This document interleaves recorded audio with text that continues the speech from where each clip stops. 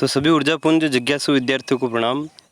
23 अप्रैल 2020 की सामयिक घटनाओं पर हम चर्चा करने वाले हैं। तो सर्वप्रथम ई रक्त कोष पोर्टल जो है किसने लॉन्च किया, किन उद्देश्यों के साथ, इन बिंदुओं पर हम इसको देखना है हमें। केंद्रीय स्वास्थ्य एवं परिवार कल्याण मंत्री द्वारा 21 अप्रैल 2020 को यह लॉन्च किया गया, ठीक है। और प्रत्येक रक्त समूह के वर्तमान भंडार की रियल टाइम स्थिति की जानकारी के लिए इस पोर्टल को लॉन्च किया गया है, ठीक है। तो मेनली मैं इसको पूरा क्लियर करूँगा क्या है, एक बार इसके पे जो बिंदु है उस पर हम दृष्टिपात करते हैं। तो माननीय मंत्री जी ने सभी राज्यों व केंद्र शासित प्रदेशों के स्वास्थ्य विभागों को रक्त की पर्याप्त मात्रा सुनिश्चित करने के लिए पत्र भी लिखा। ऐसा क्यों, उस पर भी हम बात करने वाले हैं। ई रक्त कोष की शुरुआत 7 अप्रैल 2016 को वैसे शुरू हुई थी। तो चलो इसको समझ लेते हैं कि ऐसा क्यों।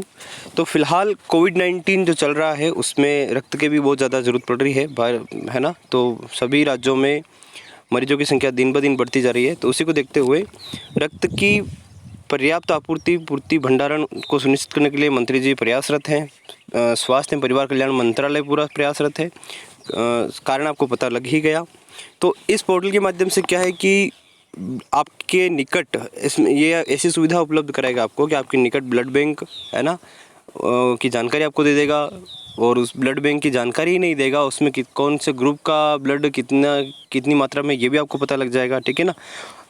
आपने ब्लड डोनेट किया उसकी भी पूरी जानकारी वो दे देगा। तो ऐसा एक शानदार पोर्टल है जो भी लॉन्च किया गया, ठीक है। केंद्रीय स्वास्थ्य एवं परिवार कल्याण मंत्री द्वारा लॉन्च किया गया। तो कृपया करके देखो, मैंने यहाँ पर मंत्री जी का नाम मुझे अभी भी मैं बोल देता लेकिन नहीं बोल रहा हूँ, आप कमेंट बॉक्स में इसको लिखेंगे, ठीक है। तो कई लोग उन्होंने पहले भी लिखा होगा शायद, तो वो क्या 2000 पहले वाला जो मंत्रिमंडल है उसका लिख देते हैं, पुराना याद हो तो इसीलिए अपडेट रहिए, है ना। वर्तमान जो है उनको लिखना है।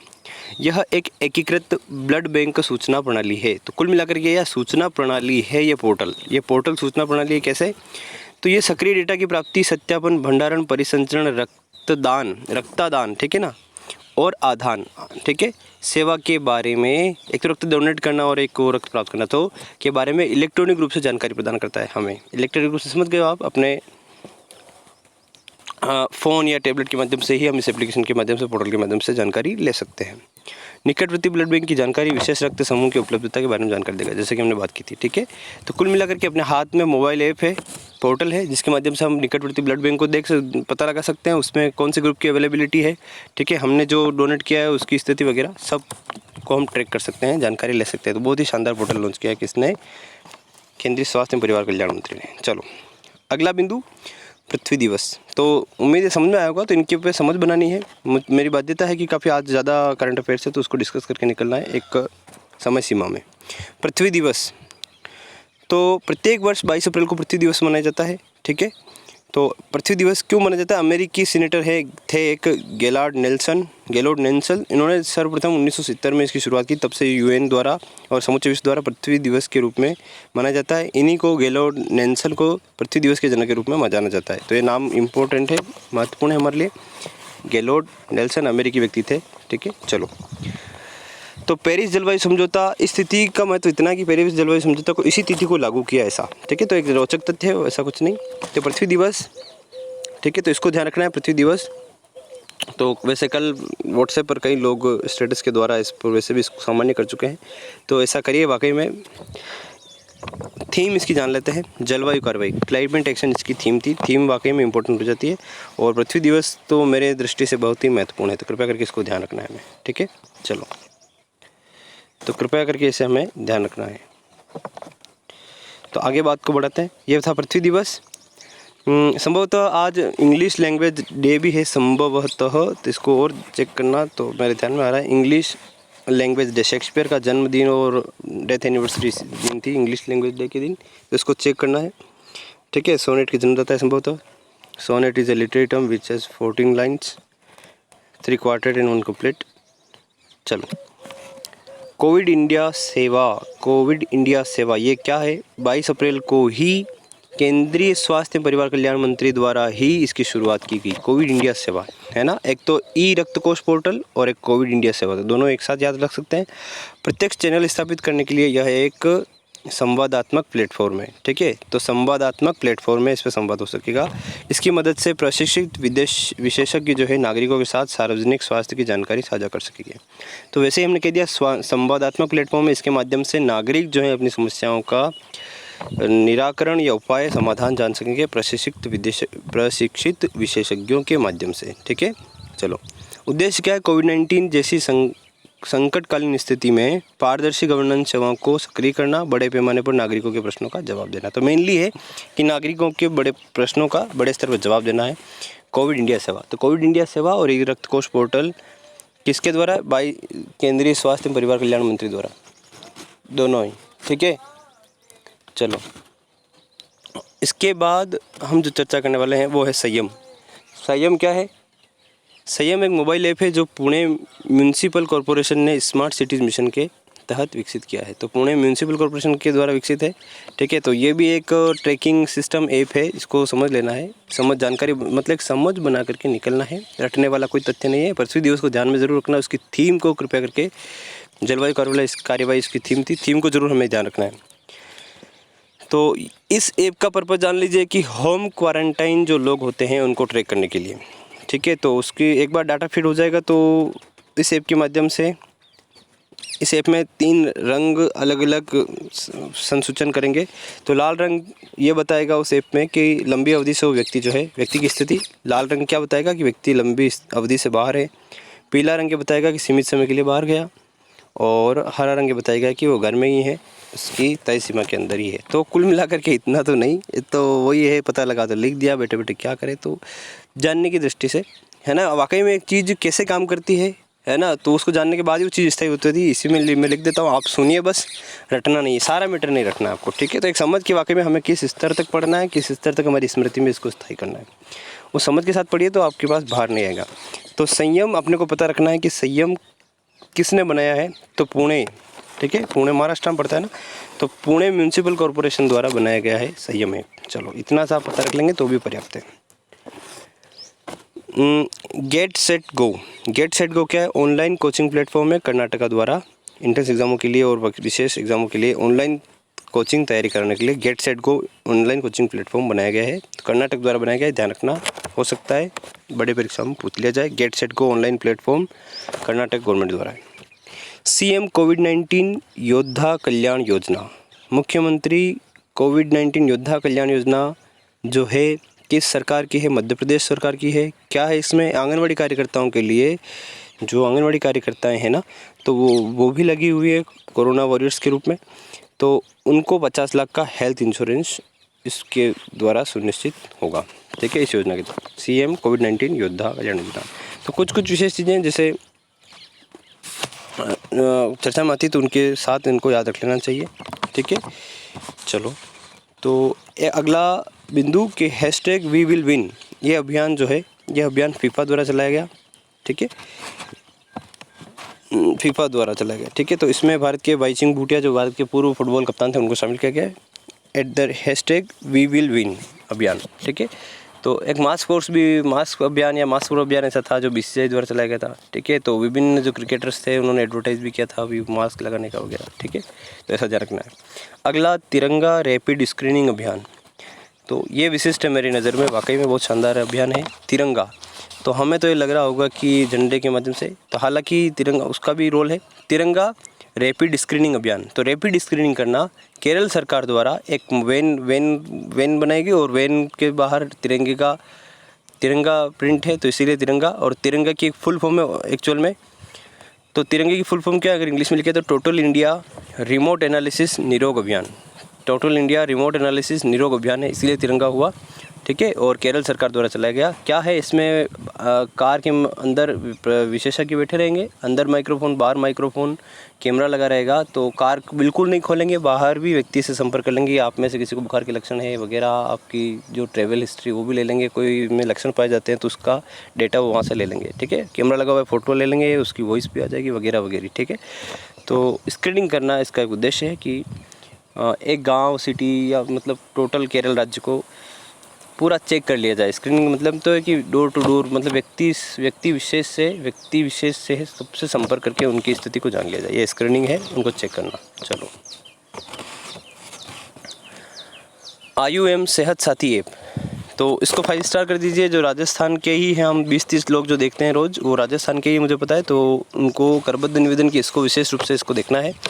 IUM सेहत साथी ऐप राजस्थान सरकार द्वारा बनाई गई है, IUM सेहत साथी ऐप, ठीक है। चलो, रोगी क्या करेगा, वीडियो कॉन्फ्रेंसिंग द्वारा डॉक्टर्स के साथ कंसल्ट कर सकेगा, ठीक है। तो समाधान अपना जान सकेगा समस्याओं का, ठीक है। कौन, रोगी, किस माध्यम से, वीडियो कॉन्फ्रेंसिंग के माध्यम से। तो ये वाकई में बिग बेटर ऑप्शन है कोविड-19 को देखते हुए।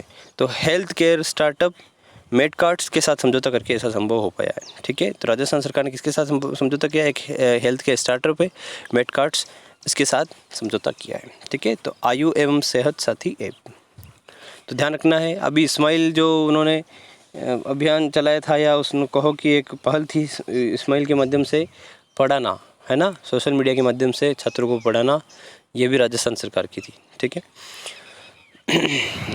SOP क्या है कि स्टैंडर्ड ऑपरेटिंग प्रोसीजर, ये गृह मंत्रालय द्वारा चलाया गया स्टैंडर्ड ऑपरेटिंग प्रोसीजर अलग अलग राज्यों में फंसे मजदूरों के लिए, ताकि मजदूरों को उनके गृह राज्य में पहुंचाया जा सके। तो आपको पता है कि वे कितना ही सोशल डिस्टेंसिंग को मेंटेन करने के लिए प्रचार हो रहा है, निवेदन लोग विभिन्न नेता अभिनेता कर रहे हैं, लेकिन फिर भी जो मजदूर हैं बाहर निकलते हैं, इकट्ठे हो रहे हैं, तो उनको वाकई में अपने गृह राज्यों में पहुंचाने के लिए ये स्टैंडर्ड ऑपरेटिंग प्रोसीजर गृह मंत्रालय ने अंततोगत्वा लॉन्च किया। गृह मंत्रालय किसके अधीन है, गृह मंत्री कौन है, इसको भी आपको पता होना चाहिए। मैं नहीं बताऊँगा क्योंकि आप खोजेंगे, जिनको पता है वो मुस्कुरा देंगे, जिनको नहीं पता है वो मुस्कुराने के लिए खोजेंगे। चलो, तो सुजलाम सुफलाम संचय जल संचय अभियान, सुजलाम सुफलाम जल संचय अभियान, ये किस सरकार द्वारा, गुजरात सरकार द्वारा मनरेगा के तहत चलाया जाता है। मानसून से पहले क्या है कि जलाशय को गहरा कर दिया जाए, उनके गाद मिट्टी को हटा करके, ताकि जल भंडारण अधिकतम हो सके, है ना, भूजल स्तर बढ़े इससे।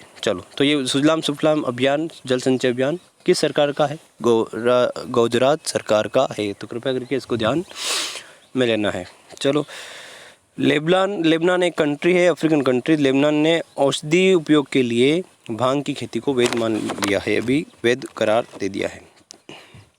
तो इतना चर्चा करने के बाद हम पहुंचते हैं हमारे मस्त प्रश्न के आयाम पर। मस्त प्रश्न कल का उत्तर जानेंगे और फिर आज का मस्त प्रश्न सुन लीजिए पहले। चलो, कंपनी कानून समिति 2019 वर्ष की रिपोर्ट, कंपनी कानून समिति 2019 वर्ष की रिपोर्ट पर हम कल चर्चा करेंगे। आप खोजेंगे, इसमें लिखेंगे।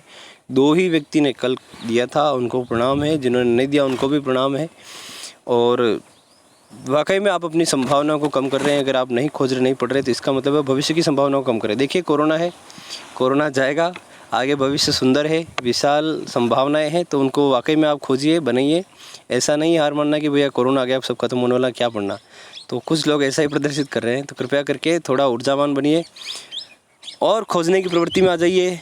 मुझे भी ये वीडियो लिखने में, बनाने में, आप देखिए, अगर आप ये 1 पेज 2 पेज ऐसा लिखेंगे तो आपको कितना टाइम लगता है, एक दिन करके देखिए, कम से कम 2 घंटे। और वाकई में जानकारी एकदम सही होनी चाहिए, एक सही वे में होनी चाहिए। तो इसके लिए 2 घंटे मैं भी तो खर्च करता हूँ।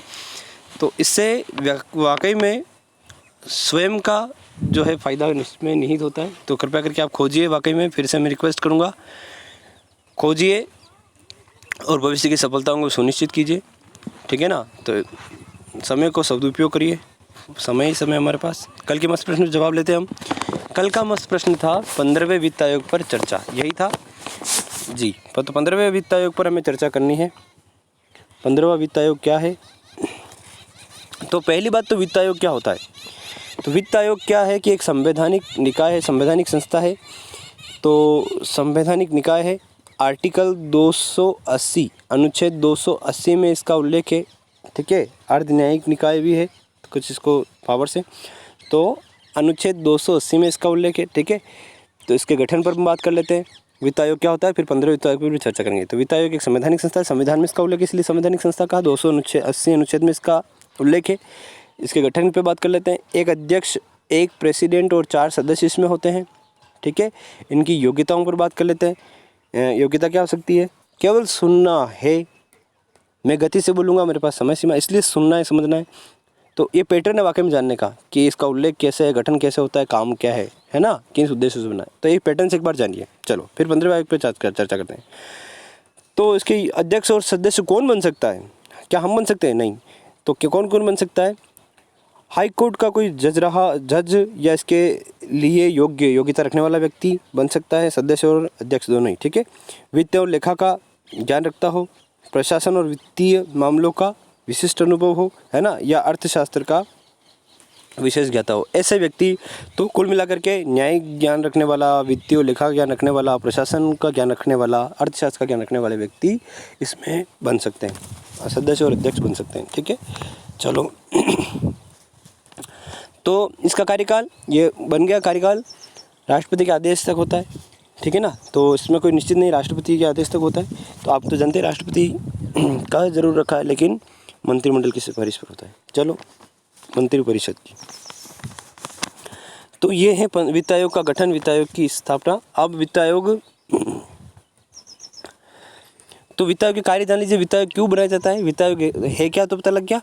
वित्त आयोग जैसे नाम से पता है, वित्त मतलब फाइनेंशियल कोई चीज़ है, ठीक है, फाइनेंशियल कोई काम इसका होगा। वाकई में होता क्या है कि जो कर होते हैं ना, केंद्रीय करों को राज्यों के, केंद्रीय करों में राज्यों के हिस्सों के निर्धारण हेतु सिफारिश करता है, कि मतलब केंद्र और राज्य में धन का बंटवारा करने का काम करता है, सीधी सी बात, ठीक है, ठीक है। और राज्यों की आय बढ़ाने हेतु, मतलब जो राज्य वित्त आयोग होते हैं, केंद्र वित्त आयोग होता है, राज्य वित्त आयोग होता है। राज्य वित्त आयोग सिफारिश करते हैं, उस आधार पर ये क्या करते हैं, राज्यों की आय बढ़ाने हेतु सुझाव देता है, जिससे कि वहाँ के स्थानीय निकाय के पास धन पहुँच सके, दूसरा काम, ठीक है।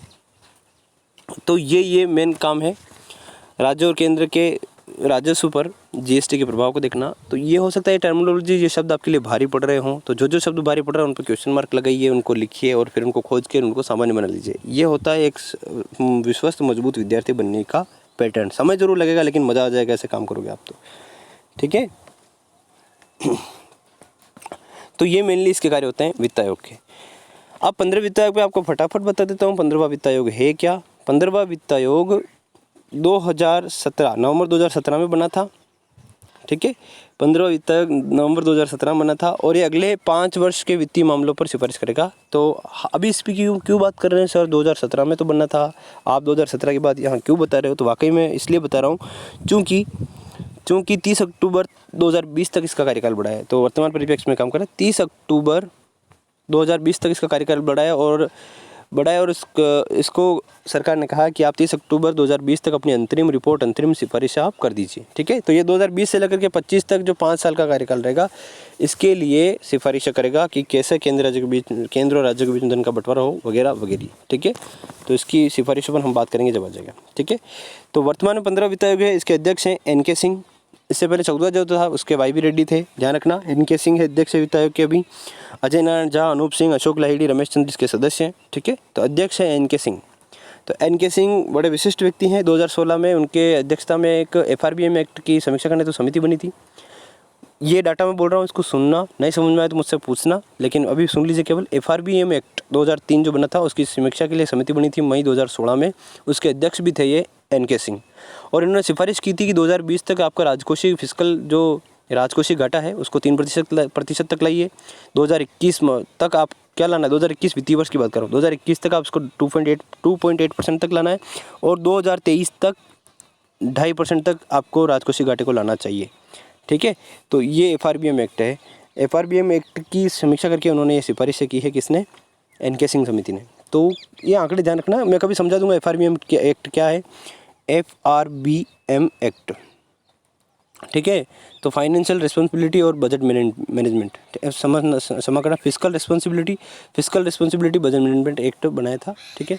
चलो, तो उस पर भी NK सिंह का नाम आता है। ये NK सिंह समिति के NK सिंह की अध्यक्षता में 15वां वित्त आयोग है, ठीक है। तो वित्त आयोग इसका कार्यकाल बढ़ा, इसलिए भी ये चर्चा में है, ठीक है। तो इतनी बात वित्त आयोग पर। हो सकता है मैंने गति से बताया, कम समझ में आया हो, तो कभी हम जब मिले या अन्य कभी आपको अवसर मिले तो इसके बारे में मुझसे आप जान लेना, ठीक है। और भी मुझे समय मिला तो इस पर मैं विस्तृत प्रकाश डालूंगा। हालांकि मैंने डिटेल बताया, लेकिन गति के कारण हो सकता है आपको कम समझ में आया हो, ठीक है। तो पढ़ते रहिए, खोजते रहिए, सुनिए वीडियो को। एक बार तो पहली बार आराम से सुनना है, दूसरी बार आप इसको स्क्रीनशॉट लेकर के लिख दीजिए, ऐसा करिए। तो पहली बार सुनिए और दूसरी बार स्क्रीनशॉट लेके लिखोगे, फिर उसको एक रीडिंग कर देना।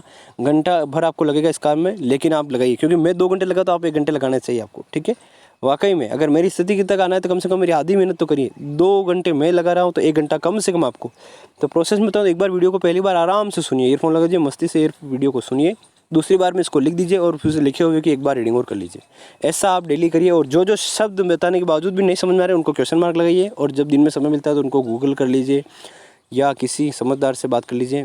मेरे तक तो मेरी व्यस्तताएं हैं तो मैं व्यक्तिगत रूप से बात नहीं कर पाऊँगा, लेकिन आप गूगल कर सकते हैं। एक एक शब्द को ढीला मत छोड़ना, ठीक है। तो महीने 2 महीने साल भर में आपकी ज़बरदस्त एक पर्सनालिटी विकसित हो जाएगी। आप इकोनॉमिक्स, ज्योग्राफी, पॉलिटी हर क्षेत्र में एक हथियार बन जाएंगे, ठीक है। तो चलो मिलते हैं कल। Thank you.